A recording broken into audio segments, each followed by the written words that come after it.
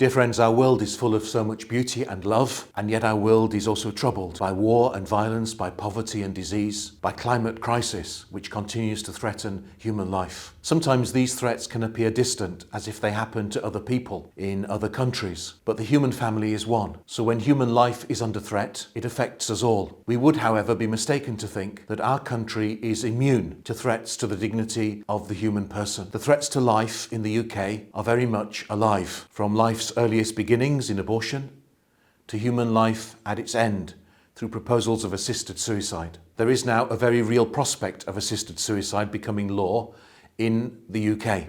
This will undermine fundamental values that we hold with many others about life. The threat here is not just physical, but moral and spiritual too. We are duty bound to stand up and challenge this attack on human dignity on all fronts. As followers of Christ, we must do all we can to support and protect the most vulnerable in our society. People are being presented as a problem, as a burden, a statistic, something we can deal with through ending their life, even if they choose it. It's as if people are becoming a commodity that can be traded, as if they're just numbers on a spreadsheet. Where is the dignity in that? Where is the love in that? The Catholic Church is very clear. Every life is valuable. Regardless of a person's physical or mental state, we are called to care for those who are suffering, not to bring about their death intentionally. Who are we to say that a life is not worth living or that someone is better off dead just because society values their contribution less than someone else? The pressure this would put people under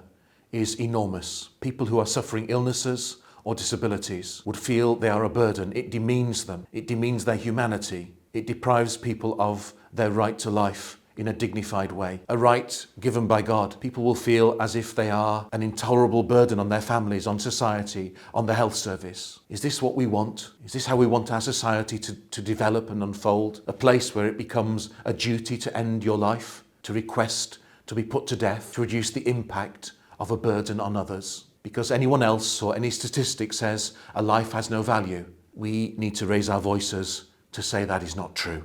We are stewards, not owners of the life we have received. Life is not ours to dispose of. We each have an implication bigger than ourselves. Our duty is to support and care for others, for our brothers and sisters who are suffering, not to end their lives for the sake of cost or a benefit analysis, to properly resource palliative care.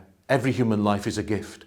Every human life is to be cherished. Every person has the potential to bring so much joy to life. Who are we to take that away? The threat is real. It's happening now. So please contact your MP and make clear your opposition to assisted suicide. Every person is created in the image and likeness of God, and they deserve respect and protection. As followers of the Lord Jesus, we must do all we can to support the most vulnerable, especially those who have no voice, no one to speak for them, and who cannot speak themselves. As followers of the Lord Jesus, we must be bold in our efforts to uphold, respect, and protect every human life, from conception until natural death. Because if we don't stand up and value the dignity of human life, who will? Together, let's show that we will not stand idly by while the elderly and people with illnesses and disabilities are treated as if they are nothing but a burden to society or to their family. Let's be clear that they are made in the image and likeness of God, that they are loved, that they deserve dignity and respect. Many people will not share our faith, but they will share these concerns. And we unite with people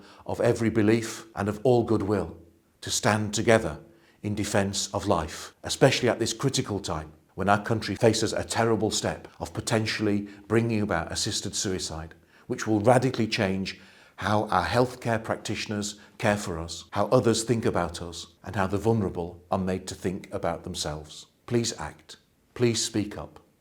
People need you. May God bless you, and thank you.